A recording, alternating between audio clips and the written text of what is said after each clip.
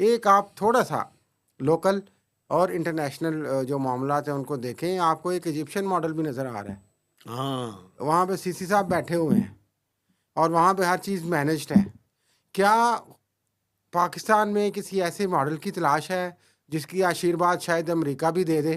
شاید میں کہہ رہا ہوں کہ آپ اس طرح کا کوئی ماڈل پاکستان میں لے کے آئیں. یہ فیلڈ مارشل سپر آدمی ہے جناب، یہ تو مجھے بڑے پسند ہے، یہی ہمارے سارے کام کریں گے، پرفارم بھی کیا ہے تو یہ آگے رہیں پرفارم کیا ہے کہ اور نہیں کیا؟ سسٹم کو اس طریقے سے یہ سارا باقی سب مجھے ڈمی یہ بنا کے بتائیں کہ انہوں چلاتے نے رہیں. پرفارم کیا ہے یہ نہیں کیا؟ انہوں نے پرفارم کیا ہے، میں ان جنگ کی کی صورت میں پرفارمنس پہ پرفارم بات ہی کیا نہیں ہے. کر رہا یار، میں تو اپنے اس ماڈل کی بات کر رہا ہوں جو ملک میں چلنے والا ہے. تو ماڈل اسی لیے ریلیونٹ ہر ہوئے ہیں نا. حکومت پرفارم کرتی ہے، ہر آرمی چیف پرفارم کرنے کی کوشش کرتا ہے، اس کا مطلب ہے کہ اس کو نہیں، تاحیات بنا دیں. مجھے یہ بتائیں کہ نہیں، اس کا مطلب ہے اس کو باجوہ نے تاحیات کیا بنا دیں، پرفارم کیا تھا؟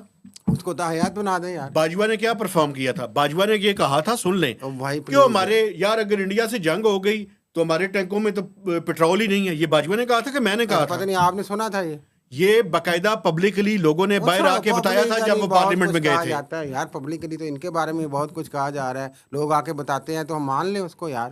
اس کو جنرل باجوہ نے آج تک ڈینائی نہیں کیا. ڈینائی کیا تو ہے؟ کسی چیز کو نہیں کرتے نا. نہیں ایسے آپ جنرل عاصم منیر کے بارے میں بات کریں، میں بتاتا ہوں ڈینائی آتا ہے کہ نہیں آتا. کیسی باتیں کر رہے ہیں. میں تو انہیں سلوٹ پیش کرتا ہوں یار. میں یہ کہہ رہا ہوں کہ زبردست شخصیت ہے ماشاء اللہ، وہ زبردست بہترین، اور وہ قرآنی حوالے دیکھ کے انہوں نے وہ بنیاد المرصوص کا نام رکھا جناب آپریشن کا. لیکن سوال یہ ہے کہ ان ساری جو اچیومنٹس ہیں اس کے بدلے میں آپ کو تاحیات سب کچھ بنا دیں. نہیں، تو پھر آپ کیا کہہ رہے ہیں؟ وہ 5 سال کا ہے نا ٹینیور.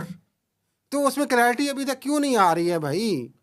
اب وہ دیکھیں ڈرافٹ سامنے آئے تو پھر ہمیں گفتگو کرنی چاہیے. یہ بات ٹھیک ہے کہ وہ کلیئرٹی آنی چاہیے. ہاں، اور دوسری چیز جو ہے کہ پولیٹیکل وکٹمائزیشن اور ڈسکریمنیشن، اس کو کس طریقے سے اینڈ کرنا ہے. اس میں اب نئی پی ٹی آئی نکلنی ہے، اس کو میں بتاتا ہوں کس طریقے سے اینڈ کرنا ہے. جس طریقے سے پی ٹی آئی کو بنایا گیا تھا نا، ہاں سارے ٹراجن ہارسز کو جمع کر کے، اسی طریقے سے پی ٹی آئی کو ڈسپوز آف بھی کرنا ہے.